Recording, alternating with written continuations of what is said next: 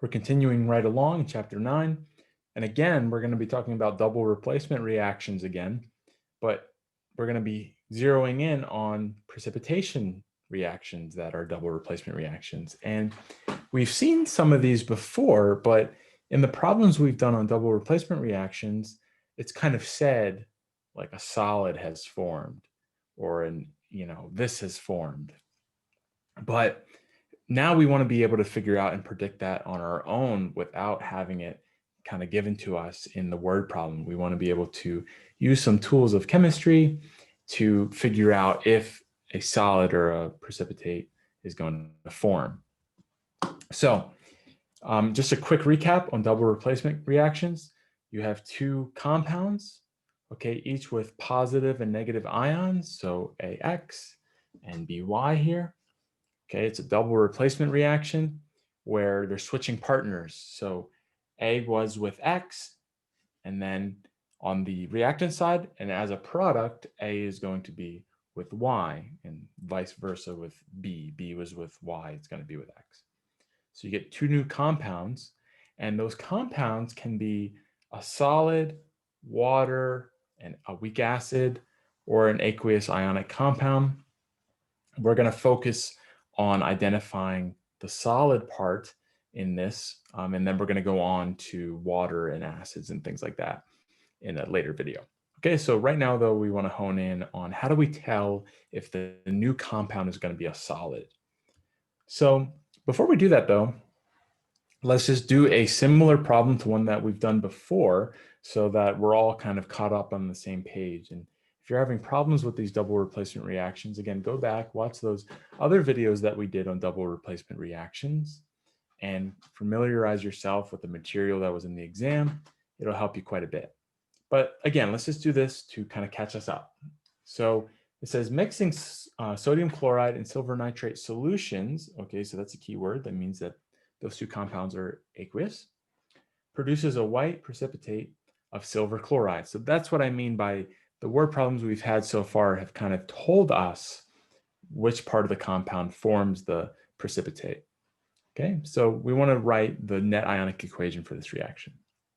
So as always, again, going a little bit quickly on this, you write the conventional equation, okay? So silver chloride, okay, and when you write it, you're not going to write it the way I just did because that was wrong. But sodium chloride, goodness, plus silver nitrate gives me silver chloride, and it says that's a solid, right? White precipitate plus, let me move my screen here a little bit, silver nitrate. And that's going to be aqueous. Okay, and we're going to talk about how we can tell a little bit later. Okay, so this is our conventional equation. It's balanced.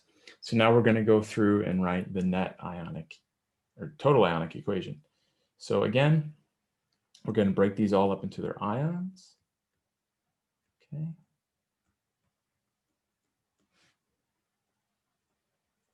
be glad when we're not in the chapter anymore because it just involves a lot of writing for me, which is kind of hard with this pen sometimes. So I apologize if it gets a little messy. So the solids stay together. That's something we learned in a previous video. So again, we're just kind of expanding on things that we've already done. So it gives us lots of practice. Okay, so that's a total ionic equation. Let's see what's on either side of this equation here. We have sodium and sodium. We have nitrate and nitrate. So what we're left with is the chloride ion plus silver nitrate gives me silver chloride. And just so you know, the positive charge guy, all right, the metal in this case, the silver, always goes in front of the non-metal in these types of equations like sodium chloride, silver chloride. You don't want to write it chloride silver, right? You want to write it the way it's named, okay? That's how the formula should appear. Okay, so this is the net ionic equation. I just thought I'd say that because I see that pop up sometimes and when I'm grading, and you want to write it as it's spelt, okay, as the word is, silver chloride. That tells you the order of how they need to go.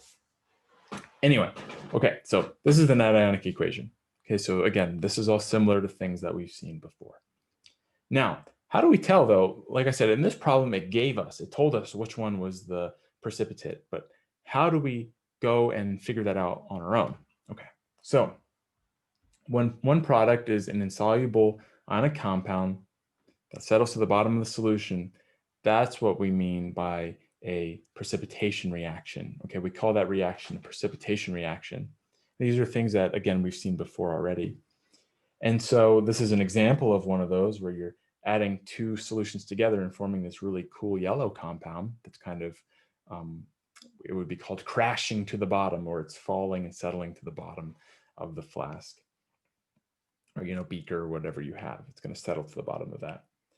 So there's a couple ways you can identify what's going on here.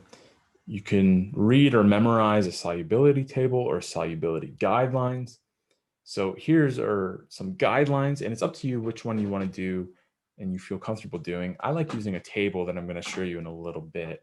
So I'm not going to spend too much time going through these guidelines, but soluble compounds, ones that are aqueous, are almost all salts with sodium, potassium, ammonium, salts that contain nitrate or chlorate, acetate, okay?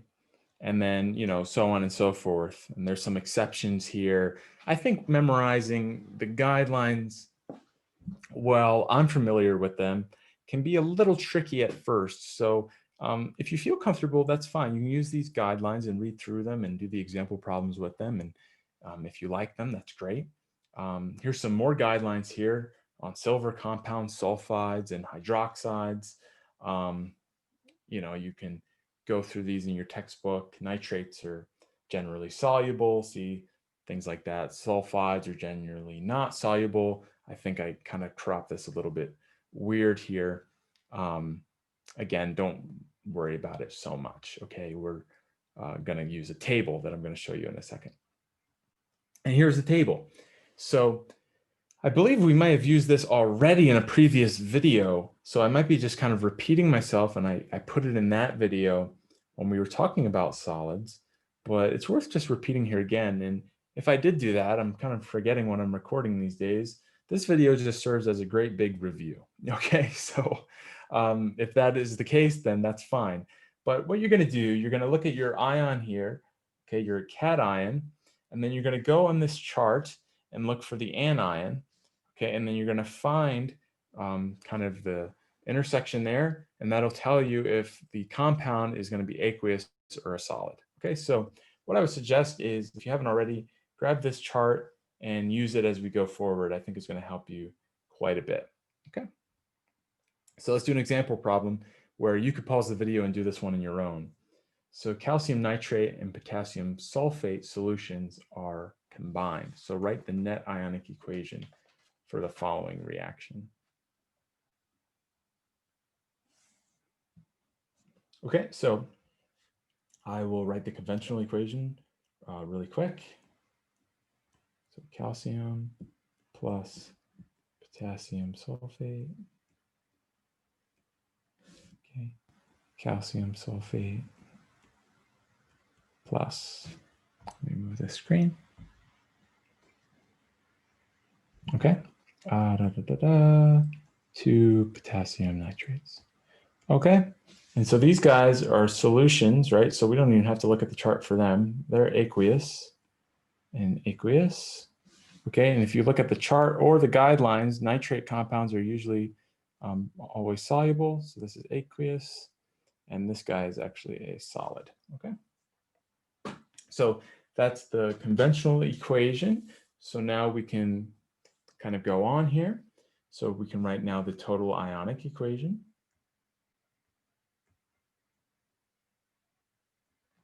Okay, plus 2 nitrates aqueous, plus 2 potassiums, aqueous, plus SO4, 2 minus, aqueous, gives me calcium sulfate, solid, so it stays together, plus 2 potassiums, plus 2 nitrates. Okay, great. So that's a total ionic. Again, I'm moving a little bit faster here because we've seen lots of examples before. Get rid of all those. And here's our net ionic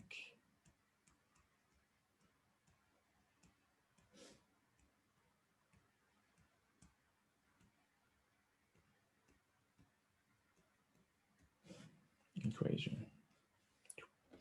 Okay, so again, that's an example of just using the chart, going through these net ionic equations.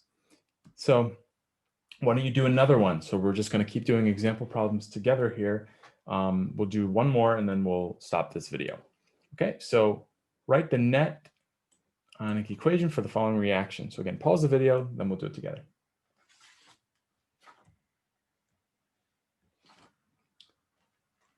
Okay, so here we go. We have lead nitrate. It says solution right there, so we know it's already aqueous. You could also check on the chart just to double check, but things with nitrates are normally always aqueous. Sodium bromide, aqueous, gives me, this is going to be 2 sodium nitrates. I'm just going to write it out. This is how it's going to be balanced. I'm just skipping a few steps here. P2, and that's a solid. Okay, if you checked it on the table. Okay, so I'm assuming you did the problem already, so I'm going a little bit fast to catch up to you. Okay, so lead bromide is a solid off of the chart. Okay, things with nitrates are genuinely aqueous, and it already told us that sodium bromide was a solution. So we knew without even checking on the chart that it was aqueous. Okay, so that's the conventional equation. So moving right along, break this up to its total ionic equation. Okay.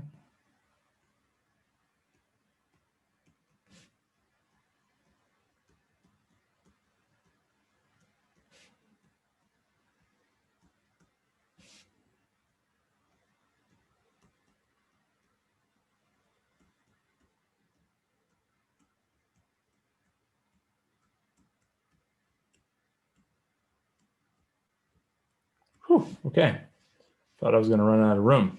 So now these nitrates and the sodium are the same. Okay, and then we're left with lead,